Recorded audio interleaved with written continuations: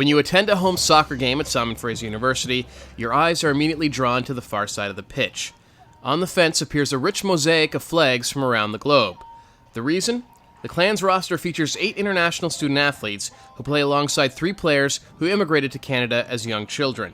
Forward John Hodnett explains. Well, there's a lot of people from different places. Obviously, there's like Farhad and Helga from Norway, Martin from Sweden, so quite a big European lot.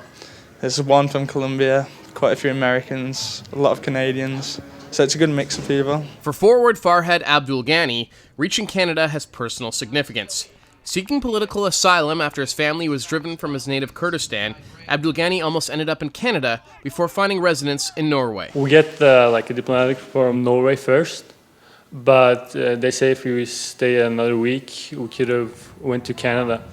So, but there was not a good environment there in the refugee camps, so we didn't have any choice, so we went to Norway. But we always spoken back in Norway, like, what if we stayed another week, and how would it be if we went to Canada? The experience of playing for such a multicultural team is not lost on the athletes. Oh, it's pretty fun because obviously we get to learn a lot of things. Obviously the Norwegian guys have been teaching us some dodgy words in the change room, so everyone's starting to use that and everything. So, and plus coach makes us sing their songs and sing other country songs as well when we're training, so it's a laugh, it's pretty fun. For head coach Alan Koch, it was about creating an environment that not only fosters high performance, but also bridges the gap between cultures. I'm an immigrant here. I grew up in South Africa. I'm a proud Canadian now, so I know what it's like to leave a country and go somewhere else.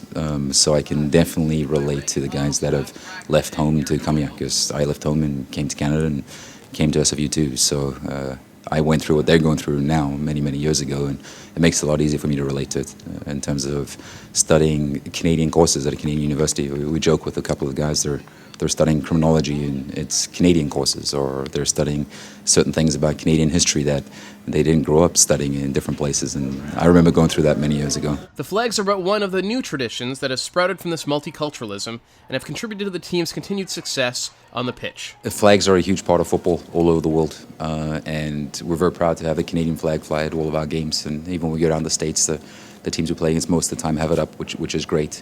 But a lot of these players on our team aren't Canadian, and they're representing a Canadian team, but it's nice for them to have the flags of their countries up. So we've put them up. It makes the players feel a bit more special. It maybe makes them feel a little bit closer to home, that type of deal.